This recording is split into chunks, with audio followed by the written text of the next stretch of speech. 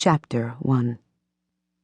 The bright red kettle on our Viking stovetop whistled angrily, practically begging to be turned off. Yet somehow, despite its obnoxious shrill, I was oblivious to its cries. Lost in thought, I could hear only what our doctors had told us earlier that afternoon. "You okay, Nick?" My husband came up behind me, wrapping his familiar arms around my waist and giving me a big squeeze. He turned off the stove, silencing the room, and then sighed into my hair. I turned to force a semi-smile at him, grateful to have such a consistently supportive husband.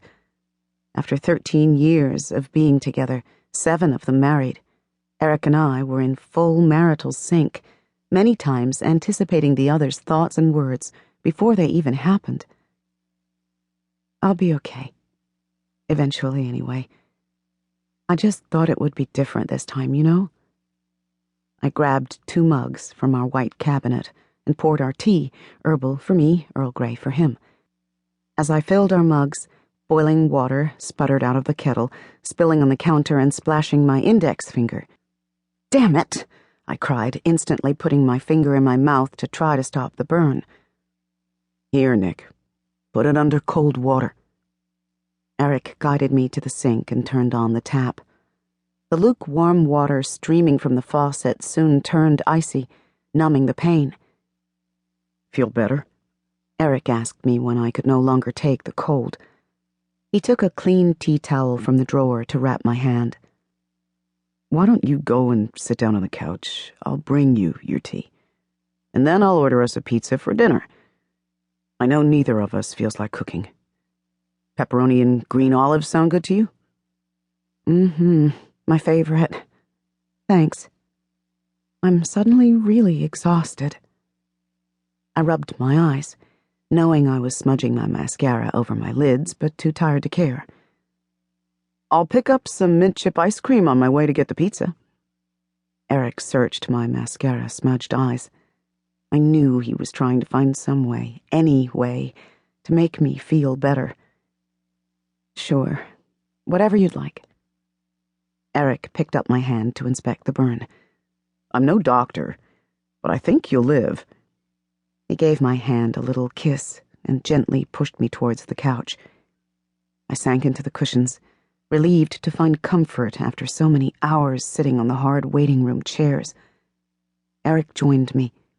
He handed me my tea and took my feet in his lap to try to massage away the anxiety he knew I was feeling. I closed my eyes, inhaling deeply, and murmured the words I had said so many times throughout our marriage. "Seriously, what would I do without you?" "I really don't know," Eric teased, "but you sure are lucky." And lucky was right. I'd married into pure stability.